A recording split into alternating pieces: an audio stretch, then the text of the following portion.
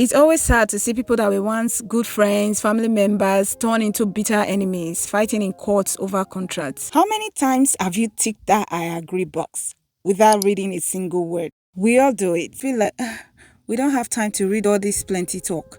If we don't agree, they will not let us use the app. But what if those words you ignore could cost you your life's work or career?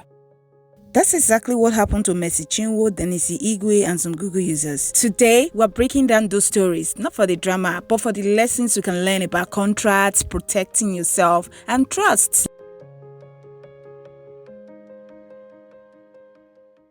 Let's start with Denilson Igwe from Mark Angel Comedy.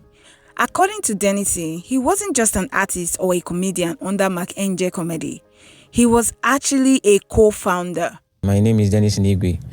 I'm a comedian. Actually, I was the one that started Mark Angel Comedy. I was an orphan, so my sister took me to Mark's house. I started staying with them. As then I was 12 years old. I started making jokes from there in the house. And then Mark was the elder brother of the house. He alleged that he did not understand the contract and that Mark was kind of sidelining him when it came to the finances. He didn't know they were making that much money in the business. He was just giving peanuts. And when he finally signed a contract, he did not understand what the contract said. I remember in those days, you would, for 1 month, you'd make like 400, 300,000, 250. Mark gave me 500,000 that I should stop disturbing him, that there is no money, that he is now into crypto and forex trading, that this comedy thing is no longer bringing income. And besides that, he gave me 10 million then. So why would I? Do I even think that since we started this comedy, if he has made 10 million before? But Mark Angel said Denilson Igwe fully understood the terms of the contract and he was fairly compensated. So what happened? These guys were like siblings. Was it miscommunication? Was it too much trust? Or was it a lack of transparency? Here's the thing. Trust is good. For any relationship to thrive, there must be trust. But in contrast, too much trust might lead you to exposing yourself. So, to protect yourself, you have to put that aside and deal with contracts like business that it is. One thing I know about contract is that the person writing the contract is writing it to protect themselves. You signing it must know how to protect yourself. Now, Messi Chinwo's story is a little bit different. She alleged that she signed a contract in 2017 for 5 years with her manager who has been like a father figure and a mentor to her. There was deep trust between them. But here's where it gets messy. She said that she didn't get a copy of that contract after she signed it. And when she finally got a copy in 2022, that was when the contract was about to expire. She found out that in 2019, a clause was changed. Her manager, Easy T, was now a lifetime owner of all her works. I took you as a father. I was once your backup singer. I served you diligently. We signed the management contract in 2017. Immediately after my contract, I discovered you forged a new contract. Please tell the world what happened to the 2017 and the 2019 contract. Just put yourself in a position. You're singing, you're writing, you're doing all these things. But last, it doesn't belong to you. The real owner was the manager. So he will continue to take royalties throughout the lifetime of the work. Messi Chinwo was not happy about that. Nobody will be happy to such terms added to a contract, especially without your consent. Think this only happens to artists? No. Do you remember when Google was sued over their Incognito mode browsing? People thought that browsing Incognito meant complete privacy. Google was not tracking anything. They were not collecting data. But it turned out that Google was actually collecting some data.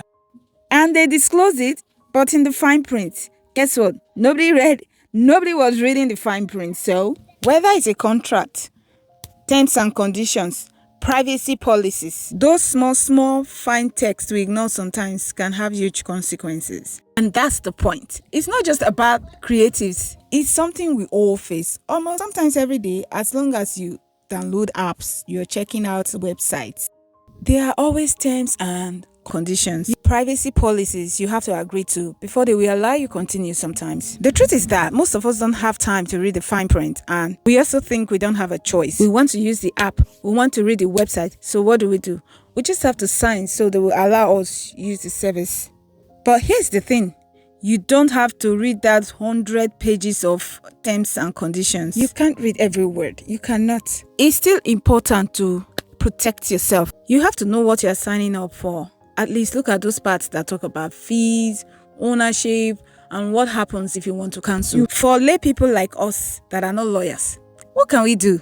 Whether you're a creative, a professional, or someone just signing up for an app, there are some small things you can still do to protect yourself. Number 1, as a creative, always keep a copy after you and all other parties have signed the contract. Keep your own copy, let them take their own, because when push comes to shove, you want to be able to produce your copy and not rely on them bringing their own copy. 2, ask questions. Don't be afraid to say, I don't understand this, or what does this mean? What is this? What is that? Chinwo also said it, ask questions. Don't just trust people, they are looking out for my good. Even though it's your father, even though it's your sister, it's sad, but it's the world we live in. It's always good to have a lawyer look at these things, but if you cannot afford a lawyer, you can put it in your AI and interpret it. But the best method is still to ask the writer of the contract, what does this mean? Just clear every gray area.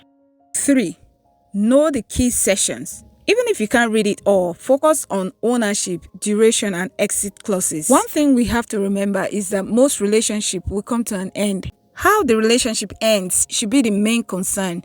You don't want to end the relationship in a messy fight where former friends and family become bitter enemies. But if there is a clear contract and everybody is sticking to their part, you can end in good terms and everybody still remain friends. Thinking that all relationships is forever titi laila is kind of naive, because one day it will come to an end. Even married couples, sometimes it ends in divorce, sometimes separation, sometimes till death do us part. That's why people have insurance that caters for the other person that is around. It's always sad to see people that were once good friends, family members, turn into bitter enemies, fighting in courts over contracts. But if everybody stick to their part of the contract, I think this doesn't have to happen. For upcoming artists out there, contracts are not just boring paperwork. They are the foundation of your future. They protect your intellectual property, your work, so that you are not enslaved by any record label. The fine print matters. Sometimes you think it doesn't, but it almost always does. As an upcoming, don't sell your birthright for 2 kobo. The day that you will blow, you don't want to regret that you shortchanged yourself during your early days. So what about you? Have you ever signed something without fully understanding? Or maybe you've learned the hard way about not reading the fine prints? Share with us in the comments. Thank you for watching. Please check out other videos on the channel and stay safe out there.